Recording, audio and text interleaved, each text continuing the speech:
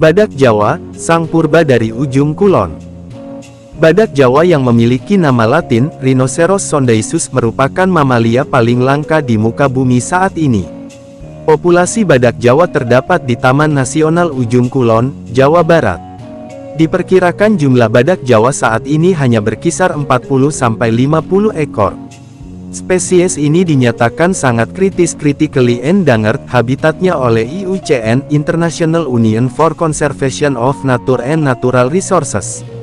Sebenarnya populasi badak Jawa tersebar di beberapa wilayah Asia Tenggara khususnya Vietnam. Hanya saja mayoritas sudah punah. WWF World Wide Foundation melakukan survei di Chat Tien National Park, dan menyimpulkan bahwa badak Jawa di Vietnam telah punah. Jadi, badak Jawa di Indonesia menjadi satu-satunya spesies badak Jawa yang masih ada. Status badak Jawa menjadi dilindungi sejak tahun 1909 Staatsblad No. 497 tahun 1909. Karena masih maraknya perburuan liar, penegasan perlindungan dilakukan pada tahun 1931. Tahun berganti tahun perburuan masih saja terjadi. Meskipun upaya melindungi sudah dilakukan oleh pihak Taman Nasional. Terakhir diketahui pada tahun 1988, di mana tertangkap seorang pelaku yang hendak menjual kula hasil buruannya.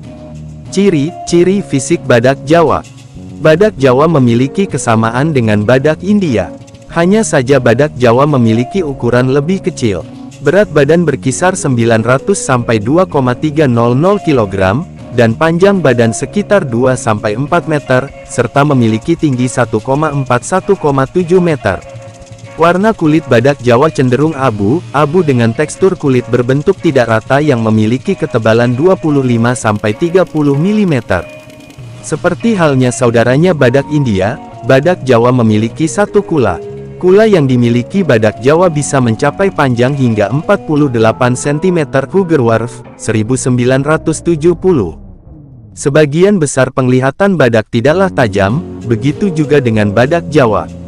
Namun badak Jawa memiliki pendengaran dan penciuman tajam, sehingga dapat mengetahui adanya bahaya dari jarak jauh. Fase dewasa untuk badak jantan baru tercapai setelah usia 10 tahun. Berbeda dengan badak jantan, badak betina mencapai fase dewasa pada usia 5-7 tahun dengan masa mengandung sekitar 15-16 bulan. Sejarah badak Jawa. Bukan tanpa alasan badak merupakan hewan purbakala. Badak pertama kalinya terpisah dari Perissodactyl lainnya pada masa Eosen awal. Perissodactyl merupakan mamalia yang memiliki kuku berjumlah ganjil. Sedangkan masa Eosen awal merupakan masa dimulainya mamalia modern, baru. Masa Eosen berlangsung 55,8 tanda kurang lebih 0,2 hingga 33,9 tanda kurang lebih 0,1 juta tahun lalu. Pada masa ini diperkirakan terjadi setelah adanya asteroid yang menimpa bumi. Keluarga yang masih ada, Rhinocerotidae, diperkirakan muncul pada awal Eosen akhir di Eurasia. Sedangkan leluhur badak modern pertama kali muncul dari Asia di awal Miosen. Genus Rhinoceros yang pertama kali muncul di Asia sekitar 1,6-3,3 juta tahun lalu. Genus Rhinoceros yang saat ini masih ada yakni badak Jawa dan badak India. Beberapa penelitian menyimpulkan bahwa badak Jawa dan badak India tidak memiliki hubungan dekat dengan spesies badak lainnya. Mereka lebih dekat dengan Gaindeterium atau Punjabiterium yang telah lama punah. Habitat badak Jawa. Saat ini habitat badak Jawa hanya dapat ditemukan di Taman Nasional Ujung Kulon, Jawa Barat. Dahulu sebenarnya badak Jawa tersebar hampir di seluruh Jawa Barat, Asia Tenggara, India, hingga Tiongkok. Namun maraknya perburuan liar, menjadikan badak Jawa ini tinggal tersisa di Indonesia. Terakhir ditemukan badak Jawa di wilayah Vietnam, namun tahun 2011, WWF menyatakan bahwa badak Jawa telah punah di negara tersebut.